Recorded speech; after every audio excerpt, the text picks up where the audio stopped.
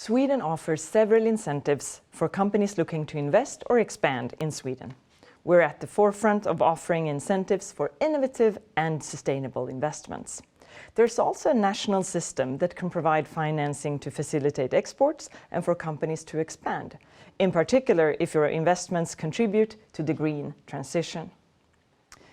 Carl-Johan, if we begin with sustainability, what kind of incentives can Sweden offer? So looking at sustainability, there are mainly two programs, the Climate Leap program and the Green Industry Leap. And the aim of both of these incentive programs are to lower the emission of greenhouse gases and to promote sustainable investments in Sweden. And the Climate Leap program targets investments with the priority of new technology, which, for example, can be within the transport sector, can be within agriculture, real estate, or infrastructure for the transition from fossil fuels. And the Green Industry Leap applies both to projects within R&D as well as evaluation studies and also full-scale industrial projects. In other words, all types of projects that can contribute to the lowering of emissions related to industrial processes. Those are two truly interesting programs. Sweden is one of the most R&D intensive nations in the world, and we're ranked as #1 in the European Innovation Scoreboard. And more than 3% of our GDP is actually spent on R&D. Are there any incentives in particular for innovation and R&D? There are actually several incentives for companies that work within R&D. And to start with, for example, Vinnova, which is the Swedish Innovation Agency, offers several programs with grants for companies that work with R&D within various fields. And also what I want to mention is the tax reliefs that are targeted to companies working within R&D. For example, Sweden's R&D tax relief is one of the most generous incentives for companies that perform R&D activities. And through this relief, employers' contribution and the general payroll tax are reduced for companies that work with research and development. And both Swedish and foreign companies that pay employment taxes in Sweden are entitled to this R&D tax relief, making it a very efficient and good way to directly lower your operational costs.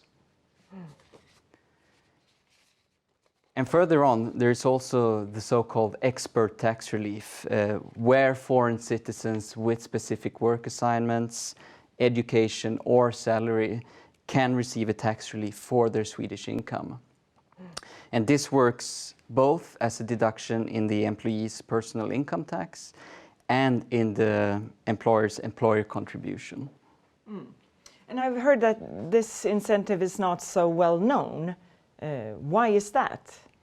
Well, that's actually true, and many believe that it's mainly targeted to researchers. But the truth is that it can actually be used in a broader perspective, where other experts and executives can receive this tax relief, also making it a very efficient way for reducing costs and also to attract the right expertise to your company. Good to know. Are there any other incentives that might be relevant for companies thinking of getting established in Sweden? Yeah, what I also would like to mention is that Sweden also offers incentives on a regional level to help finance investment in regional development areas around the country. And these grants can, for example, be used for investments in buildings and equipment, but also for salary costs, education, and also along with grants for compensating costs for logistics. And something else I would like to mention is incentives targeted to employment, such as the New Start Job Program. And the New Start Job Program offers financial support for companies that hire people that either have been unemployed for a longer time or hiring people that are newly arrived to Sweden. Thank you, Carl-Johan, for sharing with us about all these different incentives. Something else that's also of high interest when it comes to doing business is financing. And Sweden offers a government-backed export credit systems to companies. Welcome, Magnus Montan, CEO of the Swedish Export Credit Corporation. Could you tell us a little bit more about the Swedish financing system? Thank you, and absolutely. So, the Swedish Export Credit Corporation, we are a state-owned bank, and our mission is to support the Swedish export industry. So what we do is that we finance Swedish exporters, we finance their suppliers, and we finance their customers overseas. And we also finance the transition to a climate-smart future here in Sweden. So together with the Swedish Export Credit Agency, EKN, we make up the Swedish export credit system. So we are the financing arm of that system, and EKN, they provide financial guarantees. So together we make up the entire system, which is a very powerful system for exporters and their customers overseas. And can you tell us a little bit more of what type of companies that you can work with? Oh, absolutely. So the key here is that we can provide financing both to the exporters or their suppliers, whether they are onshore suppliers or whether they're suppliers from overseas. And we can finance their customers. So that's a traditional export financing, where you have a buyer of a Swedish product or a Swedish service located in an international market. We can provide financing to that buyer for the products and services they buy from Swedish customers.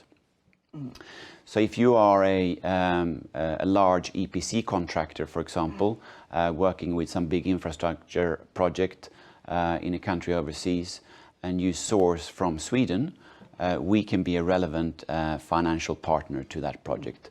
Or if you're buying some product from a Swedish company, we can be there to finance the purchases from Sweden. Thank you. And you mentioned green transition. How can you support the green transition in Sweden? Okay, yeah, so this is a really important area for us.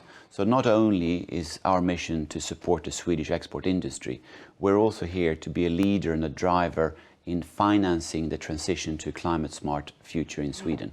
And we can do that by financing imports into Sweden that are important for the transition. So green projects, whether it's investments into infrastructure or energy production. So an example of that is Björnberget in the middle of Sweden, where we have financed one of Europe's largest onshore wind parks.